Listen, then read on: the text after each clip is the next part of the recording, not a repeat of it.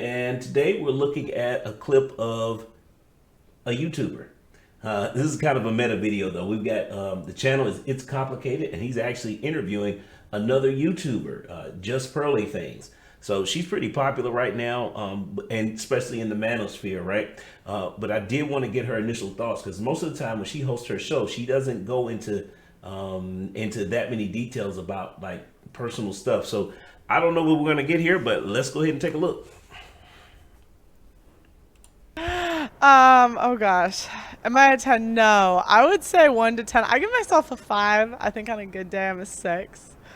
Oh gosh. Realistic? What's my body count? Well, I haven't killed anybody, so 0.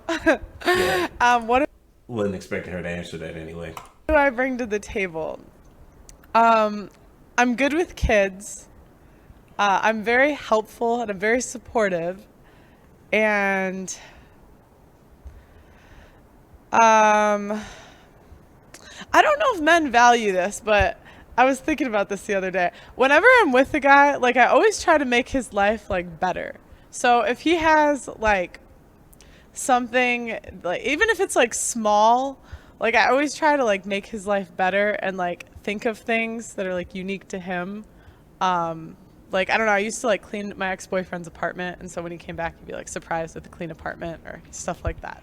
I think the answer you're looking for is, I am the table. Oh, Okay, they trolling. They're trolling. But those are actually some interesting answers. It seems like she has picked up a couple things from from interviewing all these people and during her show. Is most women won't answer those. They don't. Most women don't give those answers. Yeah, it's just what it is. But like I said, you're in this space long enough, you start to pick up what it is that guys are looking for. Those are pretty typical. So if they're trolling like this, we let's go. Let's keep going and see what happens. oh yeah, sorry. Oh, and I will say I make some mean chicken. I make such good chicken. When you were a little girl, what did you want to be when you grew up? I wanted to be a singer.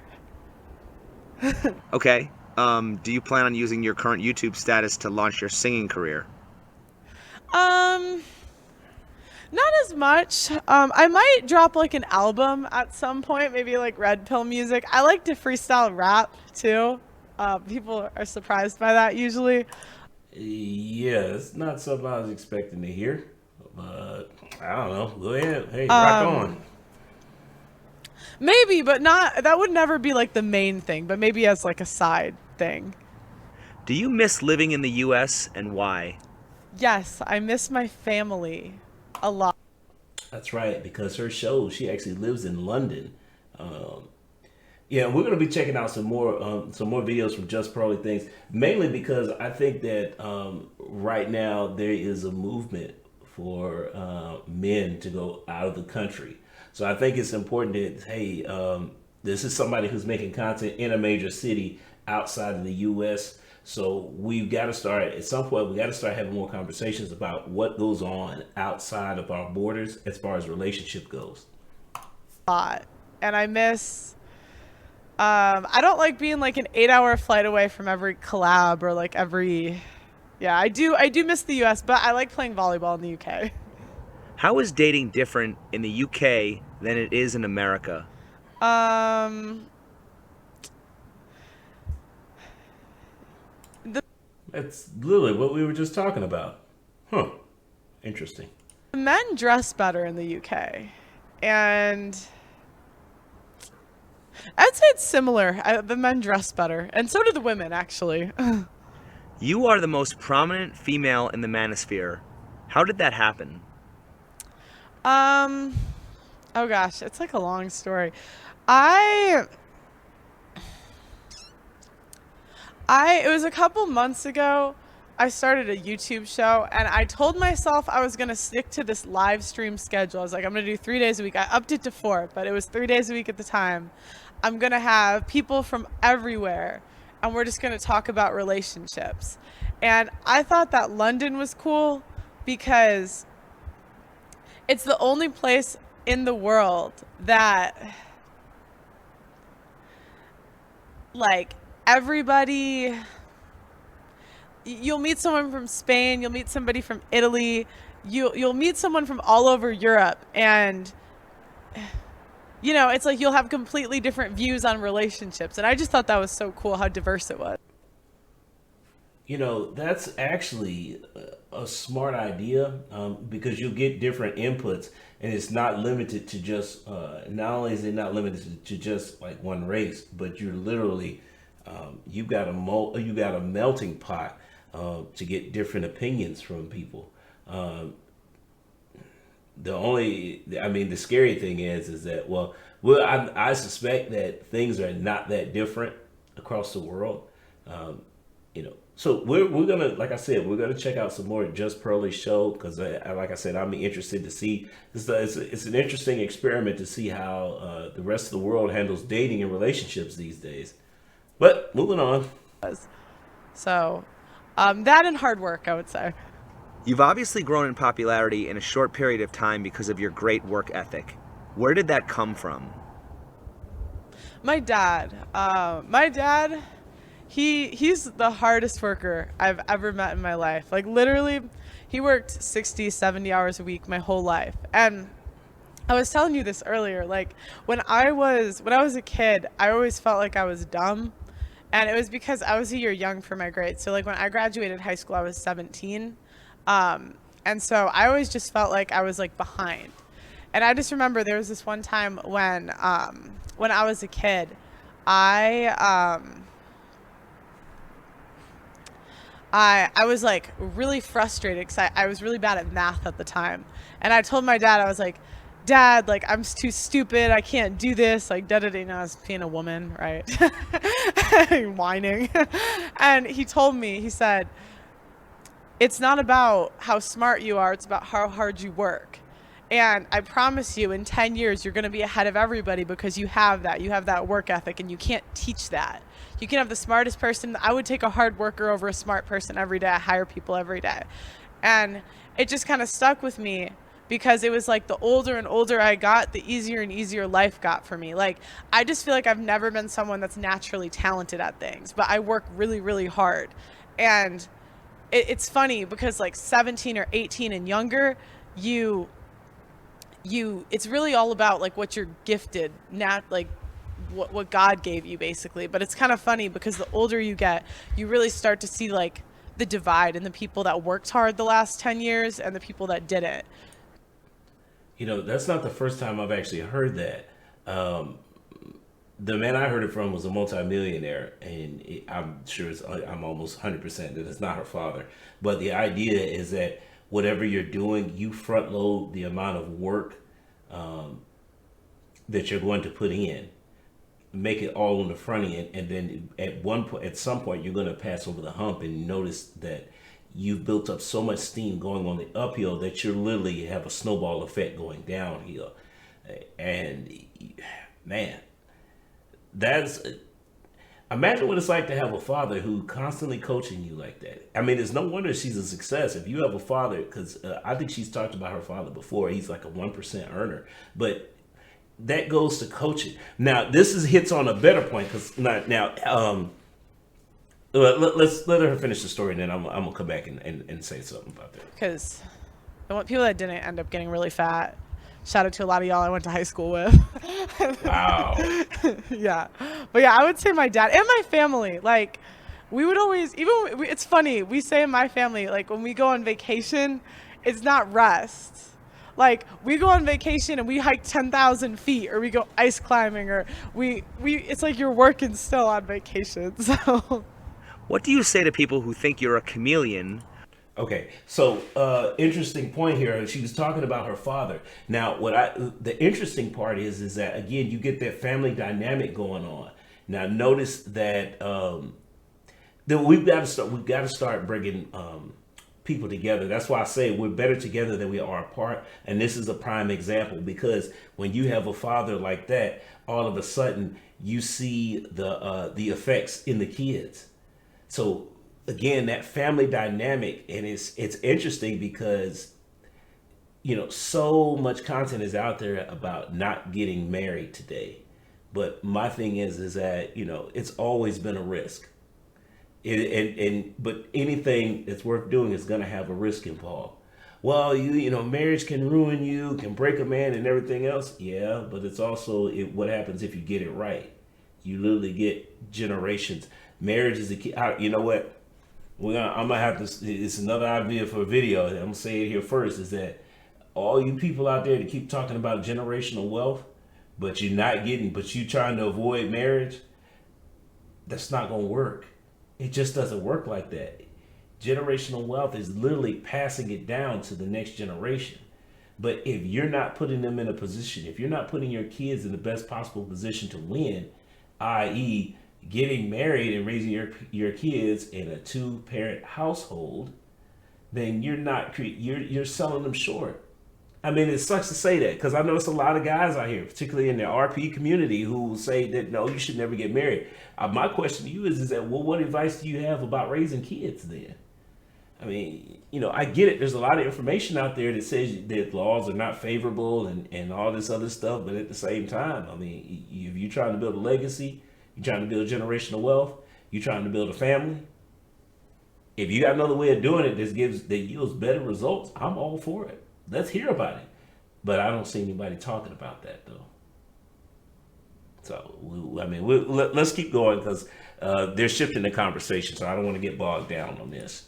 Or that you're only in this for your own benefit? I could have. It's a chameleon question. I could have gotten. I probably would make more money. Honestly, I had almost 1 million followers. 80% women. So, I almost was on national TV for like relationship quizzes. I could have made money doing a lot of things. So, if they think that, it's okay. Interesting enough, I actually 100% agree with her. Because most of her content is advocating for men's rights and issues. There's not a lot of money in that. It's just not, and that's because those issues are not documented and they're not talked about mainstream. I mean, that's why you're gonna have to go through YouTube if you want to talk about male issues because it's a male-dominated platform.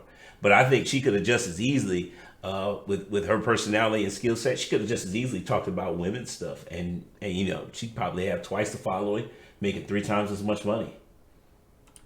Would you agree that the majority of your subscribers are not only men, but are black men? Oh gosh. Yes, probably. Why do you think that is? I think it's because I've noticed that a lot of people that follow me seem to like that I came from like a 2-parent household. And I've noticed that a lot of my followers came from a 1-parent household. And I think oftentimes people that come from, not just, but like people that come from 1-parent households have trouble because they've never seen what a healthy relationship looks like. Now, this is 100% true, but what I'm wondering is how did she figure out that part of her following? Like that part of the analytics. I'd be interested to know that. I mean, because, hey, I'm on YouTube. I'm a YouTuber.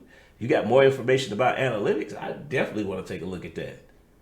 But no, she's 100% right. It's just like part of the deficit that comes with raising your kids in a single parent household is that they don't get to see what the source relationship, the primary relationship. You don't get to see what it's like for a man and a woman to work together in harmony with a common goal. And again, if it's your source relationship, that's what the rest of your relationships are based off of. Kind of important, again. Might be worth the risk of marriage. I don't know. Actually, I do know it is, but And they kind of like to hear me talk about like my parents. And I just think the single motherhood rate is higher in the black community. But I would say a large portion of my audience is white too. Would you agree that being a white woman in the manosphere is even more unusual? I guess I am the only one. Yeah, I never thought about it, but I'm thinking of all the other girls. Oh no, there's one more. Yeah, I would still say it's unusual, yes. How many other women do you know who are like you? Mm, I know a lot of women that don't care, that are like in the middle and really aren't super opinionated. But like me and think the same way I do, maybe five. Another characteristic that makes you stand out as a female white woman in the manosphere is that you are very transparent. You talk about your feelings, you don't wear much makeup. What do you attribute that to? Um, my family, um, it's funny, I have a family and we're like a top, and I don't say this to brag, I just say to give context, but my dad was a top 1% earner. And That's what I thought. But she spends a lot of time talking about family.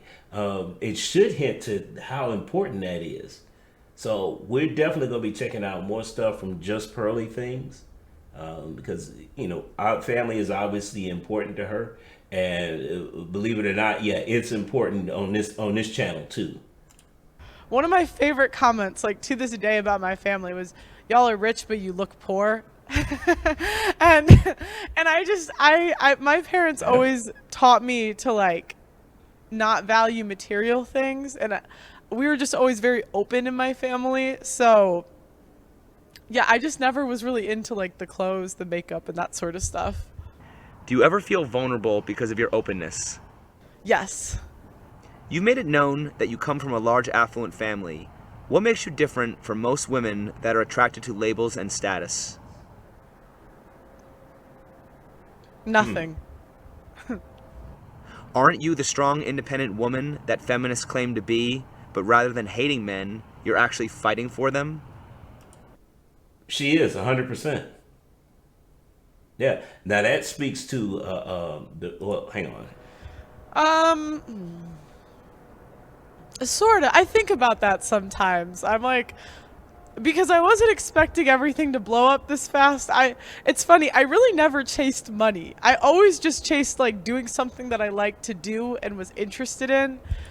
And that makes sense. But what I was gonna say was is that she's gonna be faced with the because I'm assuming she does want to get married, but she's gonna be faced with the same problem that we talk about with high income earners on the women's side.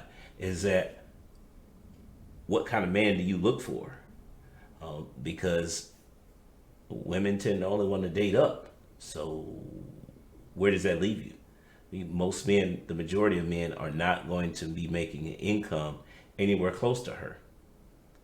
And then, you still have to be submissive to that guy. Most women can't be submissive to a man who makes a fraction of what she does. Most men have a problem dating a woman who makes that much more money just because the roles are not as clearly defined. So that's the I think she's not the only one that's facing that, though. There are other female content creators out here that have starting to catch steam and to build an audience, and which means that it's important because especially if they're talking about being an advocate for men, we do need more women doing that. Just because from my opinion, it's easier for women to hold other women accountable. So yeah, but the problem stems is that if you're single and you're in that space, eventually you're going to be out earning most of the men who you would make potential husbands. So what do you do about that? At some point, we got to have that discussion because, you know, in the yeah, we got to start having that discussion because firm believer, and like I said, I keep saying this, we do need each other, and if just because you make a lot of money as a woman doesn't mean that doesn't disqualify you from having a family. It shouldn't. I don't think it does, but again, that may be a topic for another video. As far as like, okay, you're a high income earner and you're a woman. What kind of guy is going to be out there for you? Because the high income earners and men, most of the time, they're not looking to date a woman who's just like them. But there has to be some kind of balance in there, and I think there is. But we're gonna discuss that in the future video. Probably reference this video as a base for it too. And speaking about things that I like talking about and that matter to me, But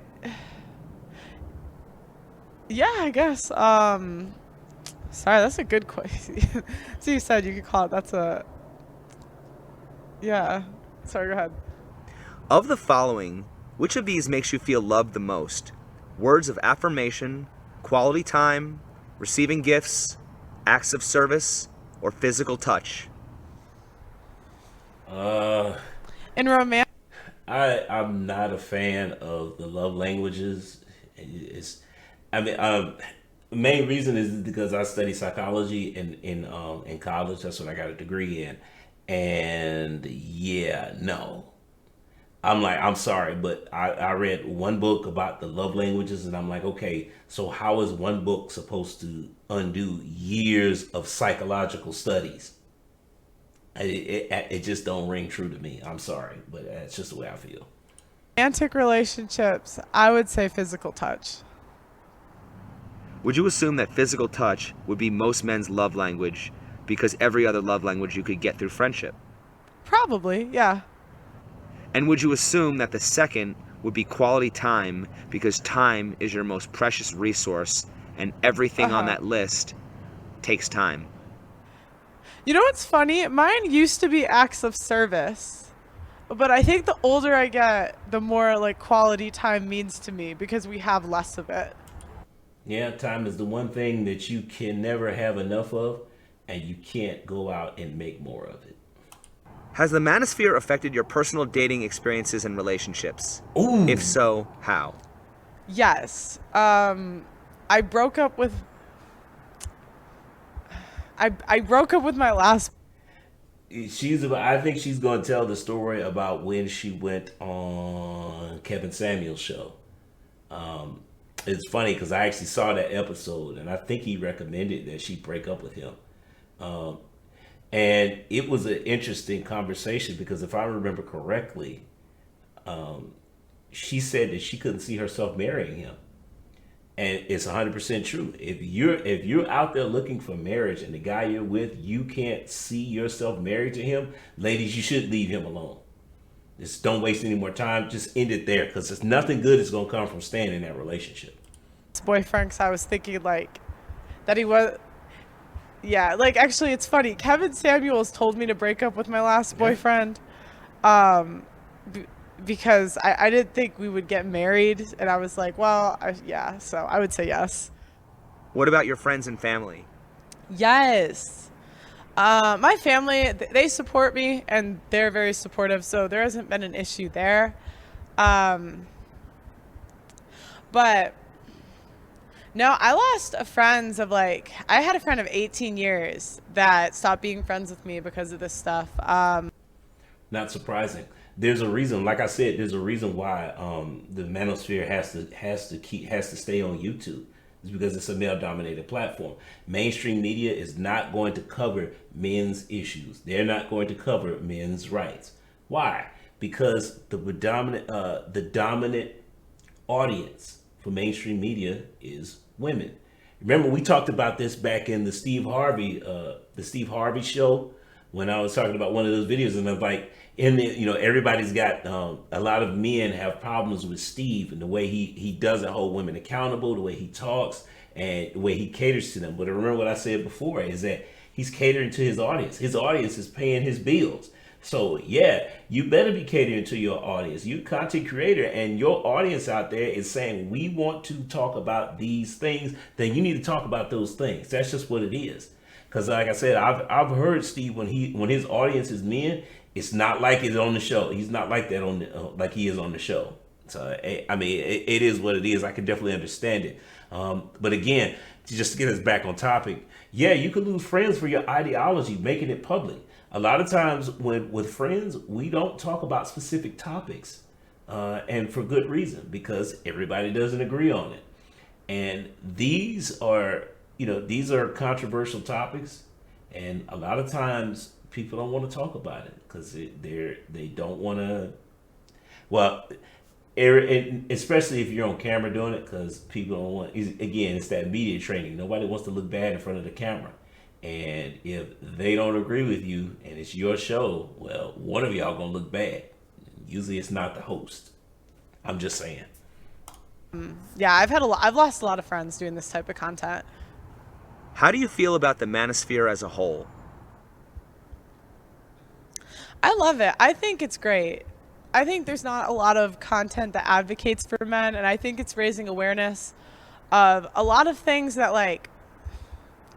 that society just doesn't really talk to you about. So, when I first entered the manosphere, I could not understand why people wouldn't want to get married. But then you learn more about the laws and the way that men really aren't advocated for in society.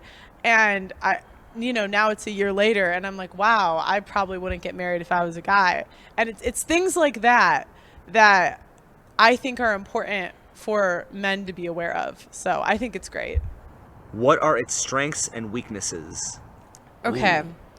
Ooh. Strengths. There's a lot of guys that actually genuinely want to help men.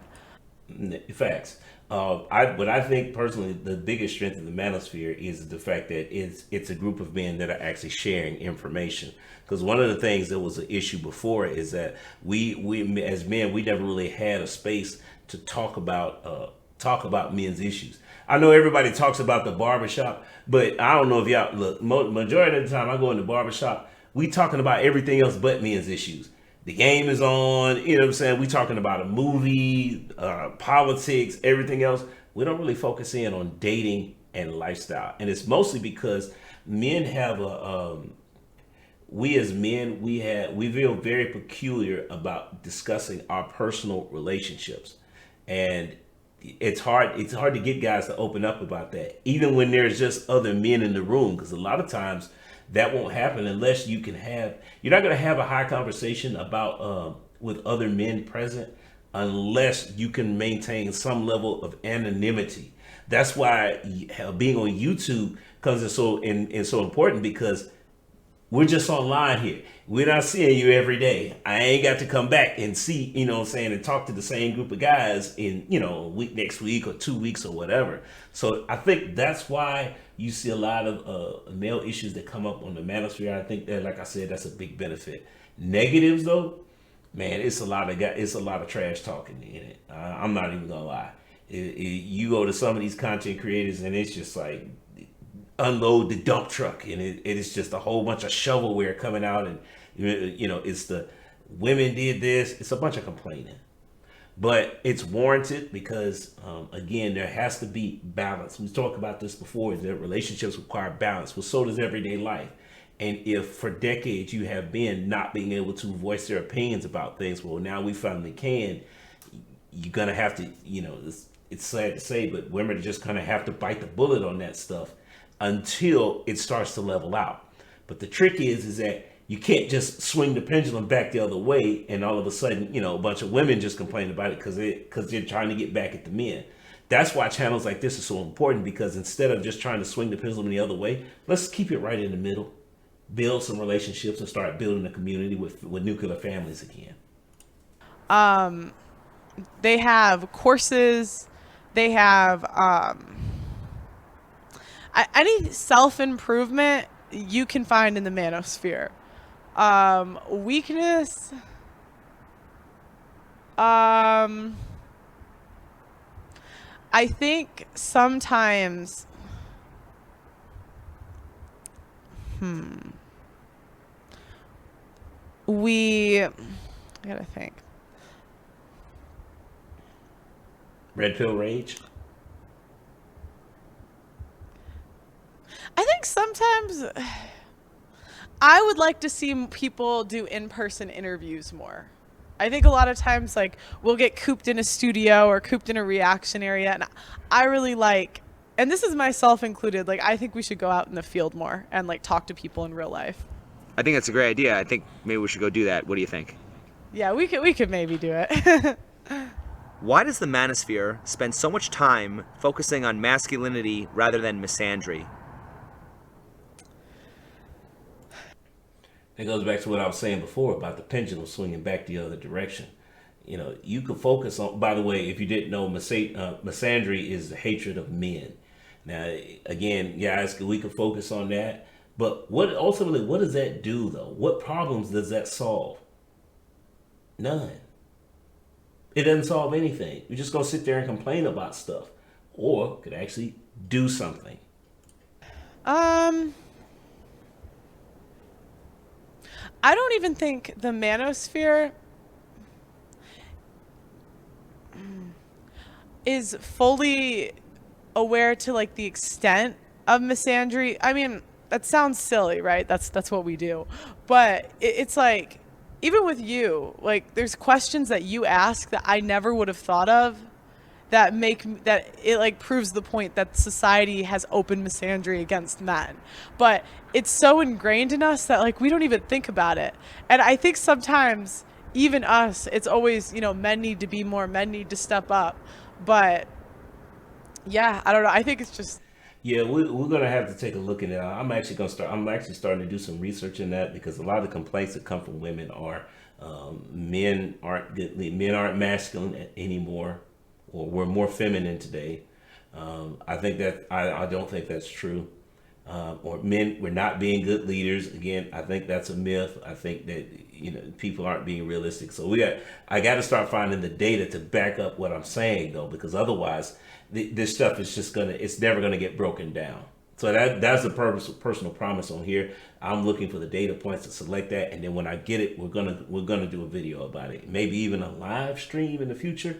We got to see how some stuff fall out though. innate. I don't know. Why does the manosphere spend so much time on self-improvement and men grooming themselves to please toxic women that just want to use them and bring nothing to the table? I think it's a response. What other choice do you have?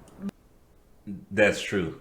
It's also a loaded question though, because it assumes that all women are toxic. We know that's not the case.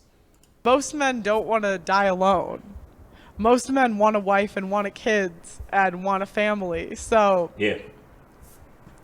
you could say step up to women, and I agree, but the only thing you can control in life is yourself. So if you really want to get laid or get with a girl, like there's no cheat code to it. That's the only way you can do it. I think men want to get laid. Yeah. Where do you hope to see the manosphere in 5 years? I'd like to see I'd like to see some of the laws change. And I'd like the manosphere to help do that. What would you like to know about me? So I don't think that's gonna happen. If it does, great. But the reality is that I don't see women getting together in mass in the next 5 years to change the marriage laws. Because men, it's not enough men to do it. It's not enough. We'd have to have women on board with that as well. And there have been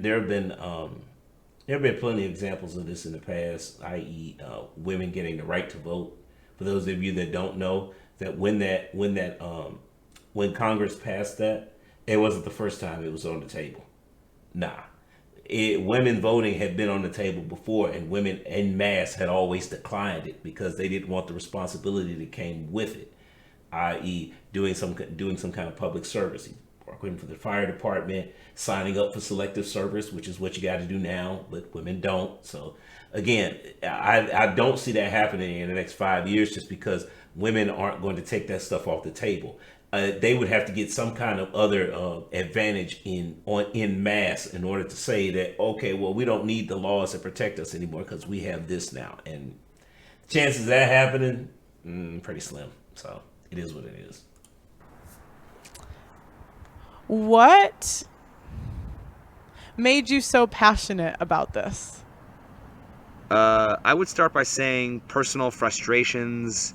I got tired of people saying one thing and doing another, getting all these conflicting pieces of advice when we're all kind of want the same outcomes. We all want love, we all want respect, we all want to know how to better ourselves. Basically trying to understand what is authentic and what are misconceptions that need to be debunked. Just a curiosity, a sense of wanting to know the truth, a sense of wanting justice, real fairness. I think a lot of it comes from that.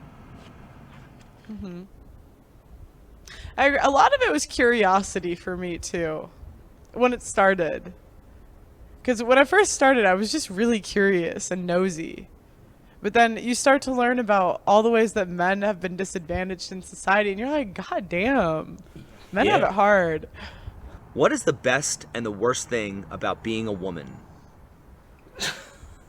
The best thing is how helpful the world is to you, I would say.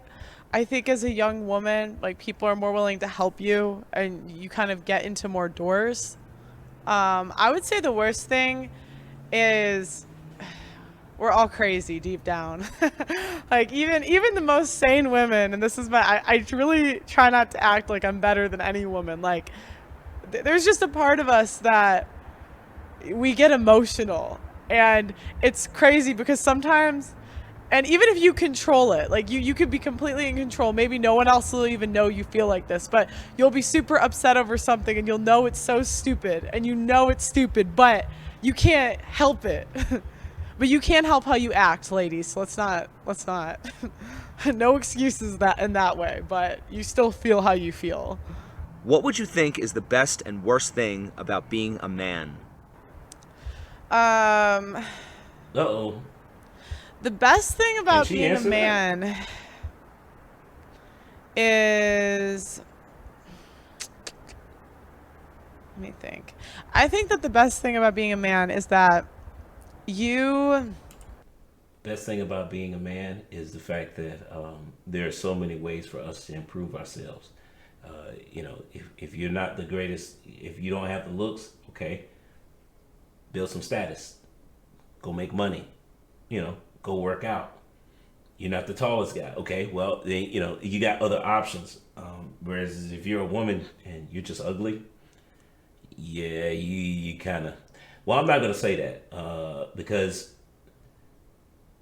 that's only true for the top percentage of men. If you're ugly, you're screwed. What I will say though is for average men, you're gonna hear because I got a video coming up about this. Is that men are basically looking for six things. You've probably heard this before: fit, feminine, friendly, cooperative, submissive, childless. Yeah, I know, right? Popular stuff. But the average man, right? If you're looking for a high value man, you got to have all six, no question, right? But for the average man, I submit that you probably you can get by with 3 out of 6. Yeah, there it is. That might be the worst part about being a man is that the system is really family court is not your friend, and this system is rigged against you. And yeah, that is a negative, and there's all possibilities that you have to know those things going into a marriage, that those are the possible outcomes. But is it worth it? 100%. So I'll be interested to see what she says though, because like I said, she is an advocate for men. So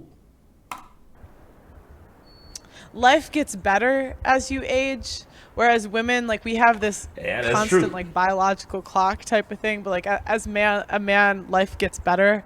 But I think that the worst thing about being a man is that society treats you as expendable. Yeah. Yeah, that's what I would say. Why don't the good, decent women in the world regularly call out or shame the trash women for how they treat men? There's a stupid sister code, and I don't get it. I think bad behavior is bad behavior, and women should be able to call it out, and men should be able. Yeah, nah. See, what's interesting is the sister code is almost it's almost biology because women need the group. So that's a little bit what you have going on there. Women tend to go they tend to go along with things. They're more agreeable. So when it threatens for the group to break down, yeah, they're gonna fight that. Just what it is. I think, like I said, I think it's a little bit of biology. Is there some social constructs based in there? Probably, but yeah. Able to call it out. But women feel like we need to protect other women. And I think it's innate too, because men do it too. And I think there's a reason that women and children get off the boat first. And it's because there's something in us that like feels like we need to protect other women. But don't. Stop it. Just picking up on the idea of sisterhood, do you think there's more of a mutual brotherhood between men or a mutual sisterhood between women? Yeah, sisterhood, most definitely. Men, by nature, we're less agreeable, so it's harder to get us to work in a group unless we have to. But then there's the thing that says that once we have to do something in a group, yeah, things usually tend to take off. The higher the stakes, the more likely it is the guys are willing to work together and figure things out. Sisterhood between women. If it's women, why is it often said that women can't get along with other women? Oh, that's a good. Maybe I'm wrong. you know, No, you're not wrong. You're right. Like the thing there is that women, they do form a group, but once you're within that group, it's ruled by committee. So then you have a lot of infighting because you feel like everyone has to agree. Whereas men in a group, we naturally form a hierarchy. Okay, well, who's the most capable in this scenario? Okay, you're going to lead and we're going to follow. And if the situation changes, okay, well, who has the experience now? Okay, well, hey, man, well, look, we're out of that. Now we're into this. This guy's got more experience. Let's go ahead and rock with him. We'll change up the hierarchy to fit our needs to get the job done. you're right. Okay, this is what I mean by a sisterhood. Like, I think men have more genuine friendships. That's absolutely true. But men won't, when I think of the sisterhood, I think of women defending other women's bad behavior, and men don't really do that. Men will call someone out, he'll make fun of you, but that's a more genuine friendship because you're being honest with the person. Where women, we don't do that. Do you think it's true that men will insult each other and not mean it, while women will compliment each other and not mean it? Yes, that's true. That's 100% true. No question about that. If people became more aware of all the unknown double standards in our society, how much would actually change? Nothing would change. People are aware of the double standards. They just don't like to admit it. Why? Because then, it's that old saying, if you know better, do better. Well, a lot of times, nobody wants to do better, especially if people are benefiting from the double standards. I.e., a lot of women benefit from double standards, but they only call out the ones that don't benefit them. Keep in mind, we could run down the list. Ladies' night, women drink for free. I don't hear women complaining about that one. Oh no, I want to pay for my drink just like the guys do. Yeah, I know we got in for free, but I'm going to pay to get in too. Nobody's doing that.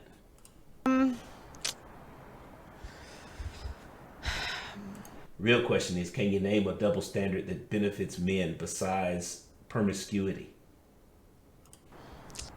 It's kind of sad. It's kind of sad that I feel like this, but I don't think that anything will change until women start to feel repercussions, because I think they say we care about ourselves more innately, and I don't think anything will change. I think women do know there's double standards deep down, but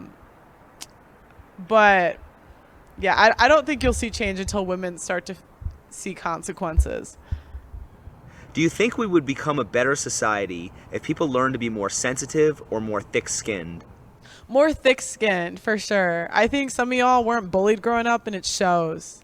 It absolutely shows. This is one thing. I came from a big family, and we make fun of each other. And if you can't take a joke, you take a hike. So, yeah, thick-skinned. Yeah, that might be true. If there was one thing men needed to learn about women, what would it be?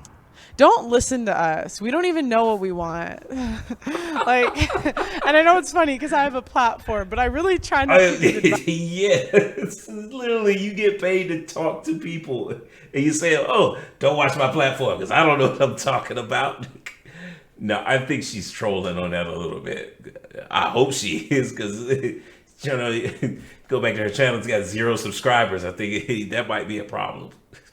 I don't know. Advice for that reason, because I just think, like, women, we want one thing one day and one day another, and if you give a girl everything she wants, she still won't be happy. So make yourself happy, put yourself first, and the women that actually want to be with you will follow. That's actually true. Yeah, 100%. If there was one thing women needed to learn about men, what would it be?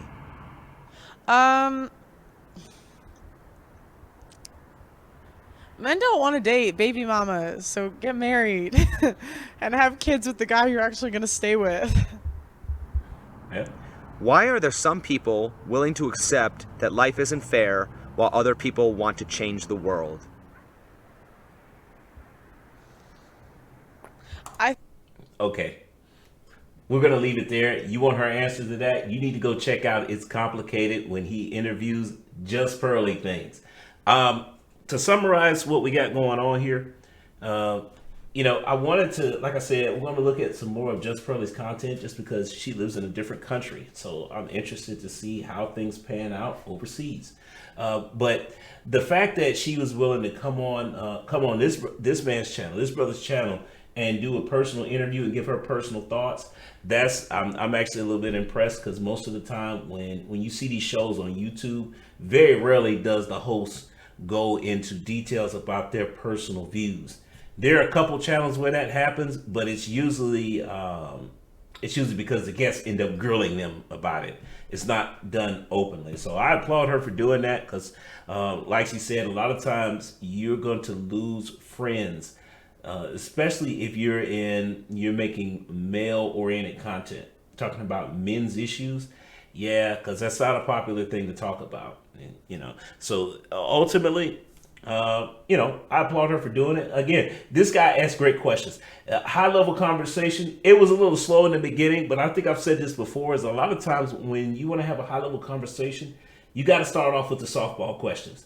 If you just jump right into the tough stuff, people are just going to shut down. And especially if you're like, they obviously plan to, it's a collaboration. So, but most of the time, if you're just trying to dunk on somebody in the beginning, it's just not going to work. They're just going to walk away and just not going to answer anything. You're not going to achieve, you're never going to get to those high level conversations.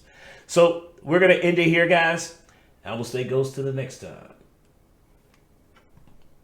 Thanks for making it to the end of this video, but do me another favor, like and subscribe, but also check out these here. Either subscribe or watch videos, one or the other. I don't know which side, but hey, all right.